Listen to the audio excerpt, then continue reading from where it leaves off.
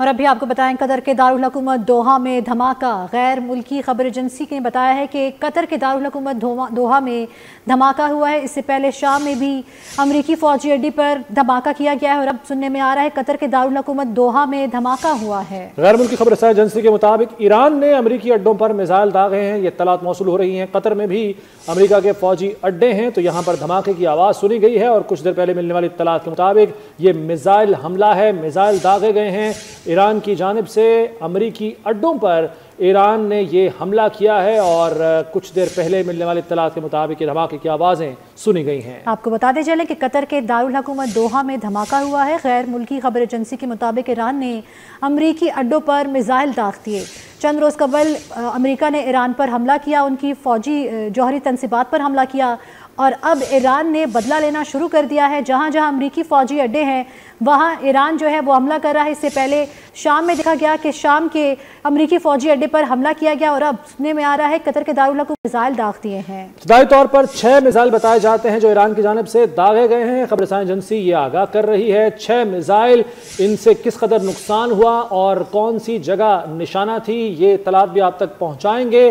Qatar का दारुल हुकूमत दोहा है जहां पर यह धमाका हुआ है और 6 मिसाइलों से हमला किया गया है। फौजी अड्डे बताए जाते हैं अमेरिका के, उन पर यह अटैक किया गया, उन पर यह हमला किया गया है और इब्तदाई तौर पर ये मिसाइल 6 बताए जाते हैं। 6 की तादाद में मिसाइल दागे गए हैं, फायर किए गए हैं ईरान की जानिब से और अमेरिका के फौजी अड्डे को निशाना बनाया गया है। बिल्कुल, अमेरिका के फौजी अड्डों को अब ईरान जो है वो निशाना बना रहा है। ईरान ने अमेरिकी अड्डों पर 6 मिसाइल दागे हैं। कतर के दारुल हुकूमत दोहा में यह धमाका हुआ है। गैर मुल्की खबर एजेंसी के मुताबिक ईरान ने अमेरिकी अड्डों पर मिसाइल दाग दिए हैं। आपको बताते चलें कि इससे कुछ देर कबल जो है शाम में भी ईरान ने जो है वो अमेरिकी फौजी अड्डों पर हमला किया है और अब कतर में भी ये सुनने में आ रहा है कि कतर के दारुल हुकूमत दोहा में धमाका हुआ है और ईरान ने अमेरिकी अड्डों पर 6 मिसाइल दागे हैं। अल-अदीद एयर बेस बताई जाती है जहां पर बैलिस्टिक मिसाइल से हमला किया गया है। 6 मिसाइल दागे गए हैं, बैलिस्टिक मिसाइल जो इससे पहले इसराइल पर भी दागे हैं ईरान ने और अब कतर में जो अमरीकी फौजी अड्डे हैं उन्हें निशाना बनाया है ईरान ने। यह जवाबी कार्रवाई जिसका ऐलान खुद ईरान की हुकूमत कर चुकी है, ईरान के आर्मी चीफ कर चुके हैं, तो अब उसकी ही नतीजे में ये ईरान ने हमला किया है। अल-अदीद एयरबेस बताई जाती है जिस पर बैलिस्टिक मिसाइलों से हमला किया गया है। 6 मिसाइल बताए जाते हैं जो फायर किए हैं, जो मिसाइल अटैक किया है ईरान ने और अमरीकी फौजी अड्डों को निशाना बनाया है। किस कदर नुकसान हुआ ये भी इत्तलात आप तक पहुँचाएंगे। ये कतर है, कतर का दारुल हुकूमत दोहा जहाँ पर ये अटैक हुआ है। बिल्कुल, जिस तरह ईरान ने कहा कि शुरू अमेरिका ने किया है और ख़त्म हम करेंगे, अब सुनने में आ रहा है कतर के दारुल हुकूमत दोहा में धमाका हुआ है। गैर मुल्की खबर एजेंसी के मुताबिक ईरान ने अमरीकी अड्डों पर मिसाइल दाग दिए। अल-अदीद एयरबेस पर बैलिस्टिक मिसाइल से हमला किया गया है और ईरान ने अमरीकी अड्डों पर 6 मिसाइल दागे हैं। कल जो था गुज़श्ता रोज़ देखने में आया था कि अमेरिका ने ईरान की जौहरी तनसीबात पर जो है वो हमला किया और उसके बाद ईरान की जानिब से बयान सामने आया कि अमेरिका ने शुरू किया तो ख़त्म हम करेंगे। और इससे कुछ देर कबल शाम में भी अमेरिकी फ़ौजी अड्डों पर ईरान ने जो है वो हमला किया है और अब सुनने में आ रहा है कि कतर के दारुल हुकूमत दोहा में भी जो है वो ईरान की जानिब से अमेरिकी अड्डों पर 6 मिसाइल दागे गए हैं।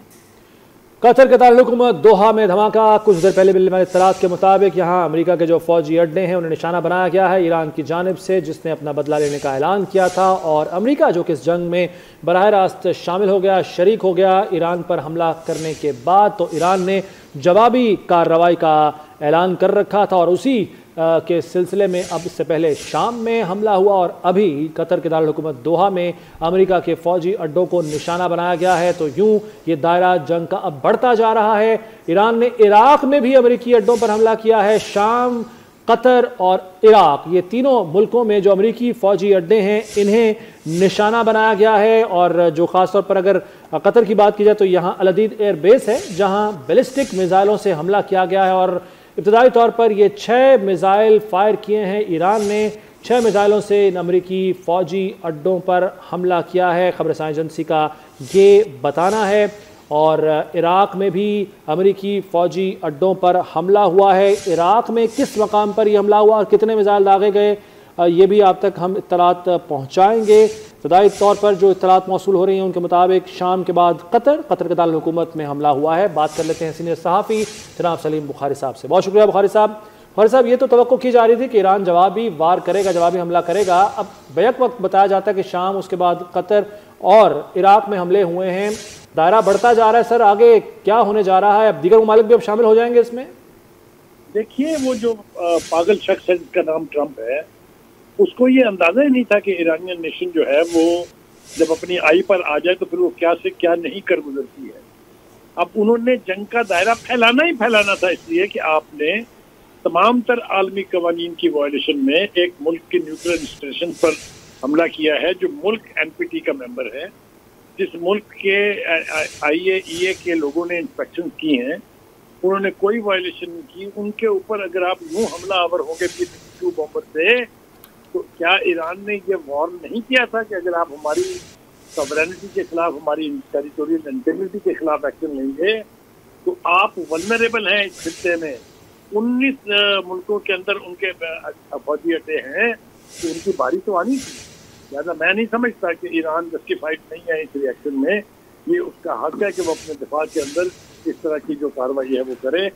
ये अभी तो बात शुरू हुई है, अभी तो ये बहुत आगे जाएगी। अमेरिका जो है वो सारी दुनिया में वल्नरेबल है, उसके लोग, उसके असासे हर जगह हैं, हर जगह हमले होंगे उनके ऊपर। इसलिए तो जिस तरीके से आपने एक ज़ायनिस्ट माइंडसेट से नेतन्याहू की ख्वाहिश पर एक मुल्क की सॉवरेनिटी को इन्फ्रिंज किया है, उसके खिलाफ आपने ताकतवर बम इस्तेमाल किया, तो फिर आप कैसे चैन से सो सकते हैं? जी बुखारी साहब, इतने बहुत से महाजों पर क्या ईरान इकट्ठे हमले कर सकेगा, लड़ सकेगा? क्योंकि इससे पहले इसराइल पर अटैक कर रहा है, मिसाइल फायर कर रहा है और सैकड़ों की तादाद में मिसाइल वहां पर दागे गए हैं।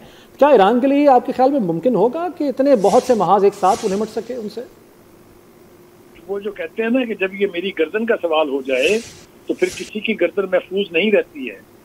आपने ईरान के ऊपर हमला किया, आपने नेतन्याहू को हर तरह की इमदाद फराहम की, उसको असले से लादा, जो इंसानी जानों से खिलवाड़ कर रहा है। गजा में उसने क्या किया, लाखों की तादाद में लोगों को अपहज किया और हजारों की तादाद में लोग जो है वो जान से गए। ये सब कुछ कौन से कानून के तहत हुआ था? जो हम इस वक्त कानून को याद करें कि जिस तरह की वायलेशन अमेरिका ने की है, उसका नतीजा तो उनको भुगतना पड़ेगा। और इस वक्त ये ट्रंप जो है अपनी कौम का दुश्मन है, इसने अपनी कौम के फौजियों को वल्नरेबल करार दिया है और इसी वजह से अब ईरान की जद में है वो। जैसा मैंने कहा कि जब अमेरिका ने ना ये कि अपनी कांग्रेस से पूछा, ना ये कि सिक्योरिटी काउंसिल को इतला दी और आप किसी मुल्क के ऊपर चढ़ दौड़े, तो अब आपकी इतनी बारी है, भुगतिए इसको और भुगतना पड़ेगा। सर, जो ऐलान करके ये कतई कलामी के लिए माजरे, लेकिन जो ऐलान करके इलेक्शन लड़के आया था कि जी मैं तमाम जंगें खत्म करवाऊंगा, उसके बरक्स ये काम कर रहा है सारे, और खुद अमेरिका में भी आवाज़ें उठ रही हैं। आप समझते हैं कि मुआवजा हो सकता, मुआवजे की अब तो राह हमवार होती जा रही है इस तरह के फेल के बाद? देखिए, गुजारिश ये है कि जो कुछ उन्होंने किया था, बहुत सोचा तो गया होगा इसके ऊपर ना कि इसके क्या रद्द-ए-अमल हो सकता है। ये हो सकता है कि उन्होंने ईरान को अंडरमाइन किया हो कि शायद वो इतना बड़ा जख्म खाने के बाद